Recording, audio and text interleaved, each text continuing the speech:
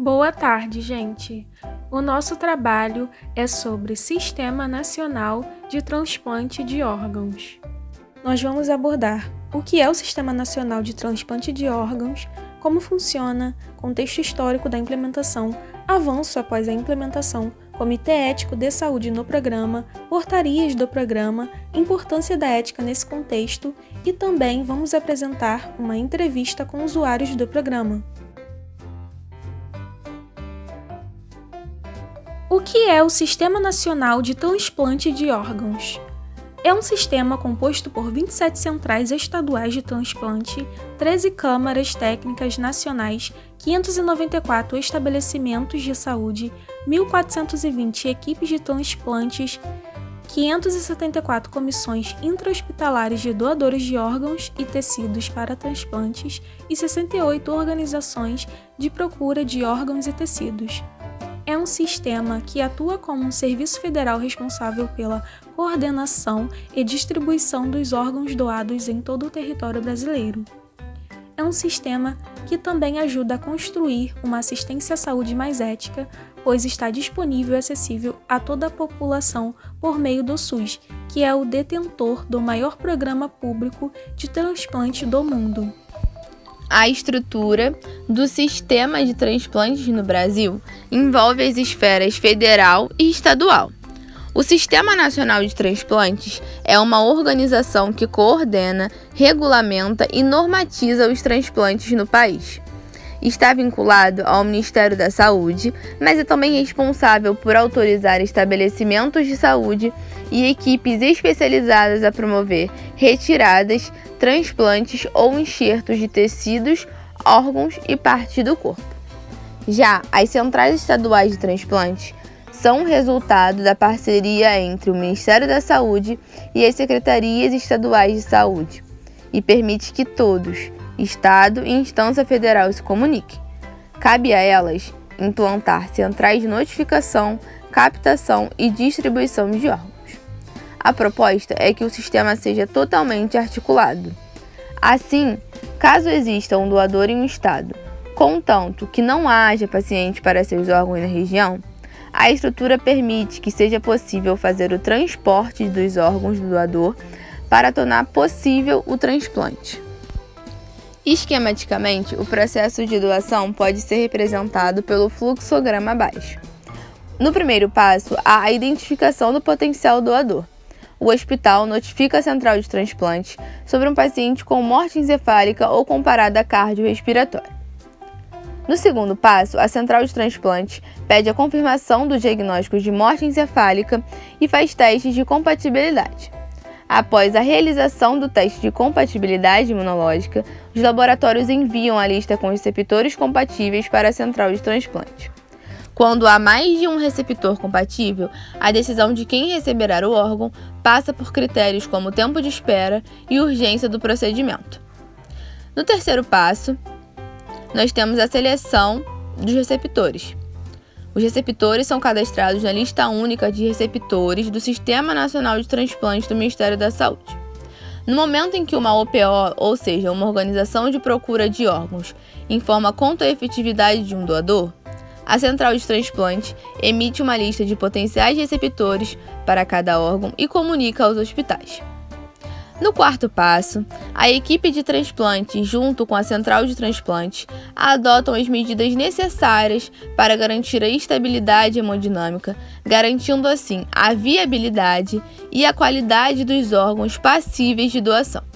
No quinto e último passo, em caso de aprovação pela equipe de transplante, é realizada a captação e, enfim, efetivado o transplante.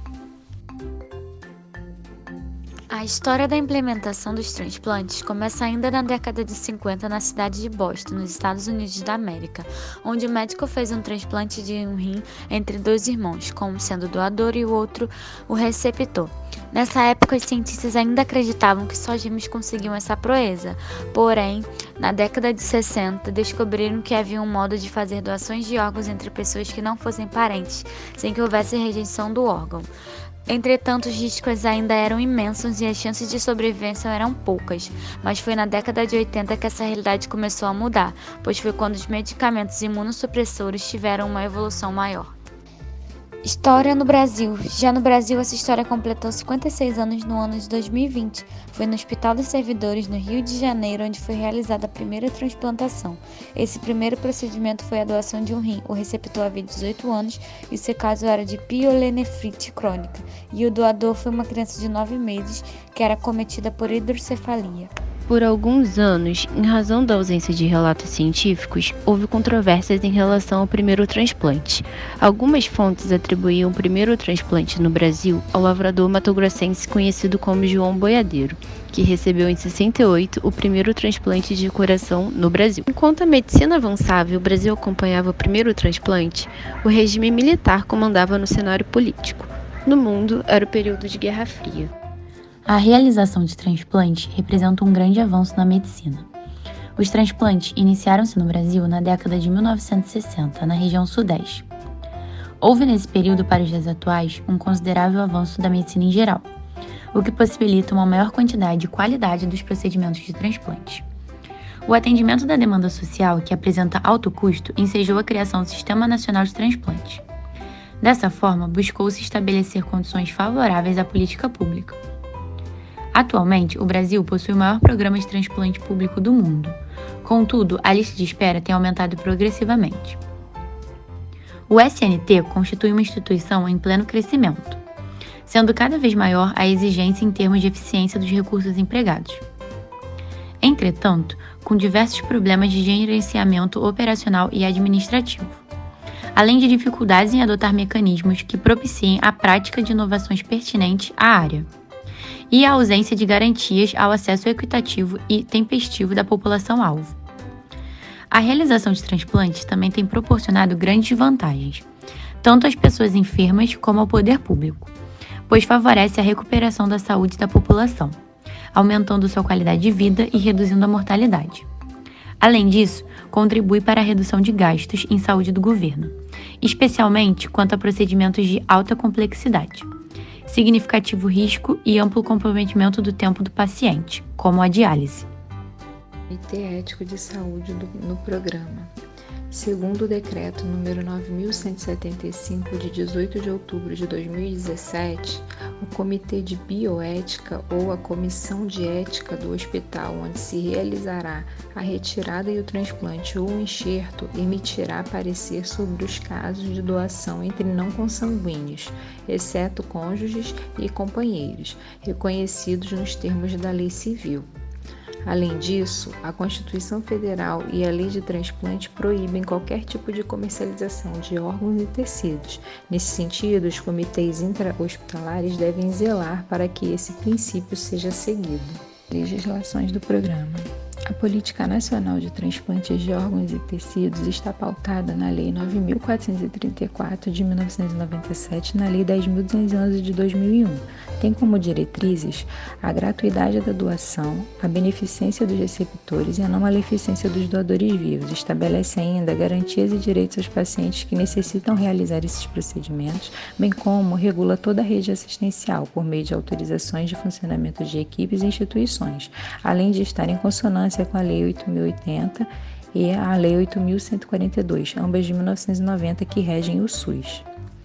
A Lei 9.434 dispõe sobre a remoção pós-mortem de órgãos, tecidos e partes do corpo humano para fins de transplante, regulamentando essa retirada somente após diagnóstico de morte encefálica constatada e registrada por 2 médicos não participantes das equipes de remoção e transplante, mediante a utilização de critérios clínicos e tecnológicos definidos por resolução do Conselho Federal de Medicina.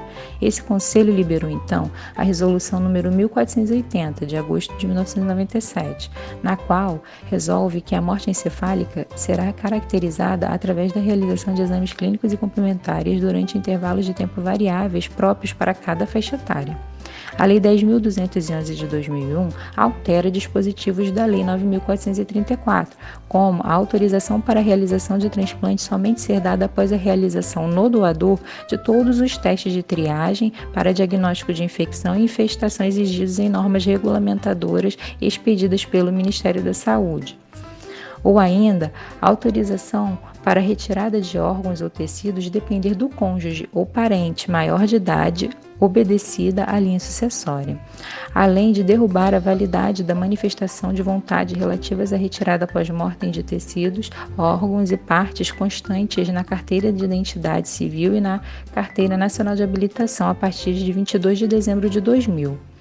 Existe ainda a Portaria 2600, de 21 de outubro de 2009, do Ministério da Saúde, a qual aprova o regulamento técnico do Sistema Nacional de Transplante e trata da estrutura e do funcionamento desse sistema, descrevendo o que compete a cada componente desse sistema.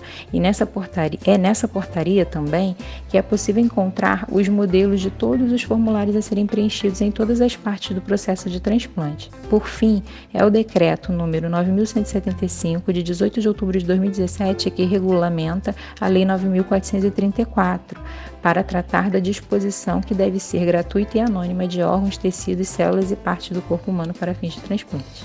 A priori, aceita-se como preceito ético a não discriminação de doadores e receptores quanto a sexo, idade, raça, religião, nacionalidade por parte dos profissionais de saúde. O artigo 47 do Código da Ética Médica é explícito quanto à proibição de discriminação do ser humano de qualquer natureza ou sob qualquer pretexto. Em relação à doação em vida, o transplante tem que ser por vontade expressa da pessoa e não pode ser por comercialização, tem que ser por doação.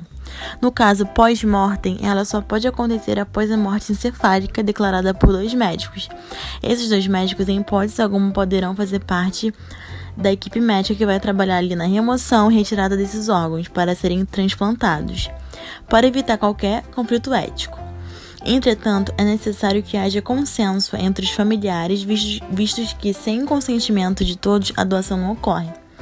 É esse o objetivo da ética, é buscar a garantia da integridade do ser humano, tendo como condutores modelos e princípios éticos da dignidade humana, como o exercício da autonomia do indivíduo e sua capacidade de decisão, como também exige da sociedade o respeito a essa decisão.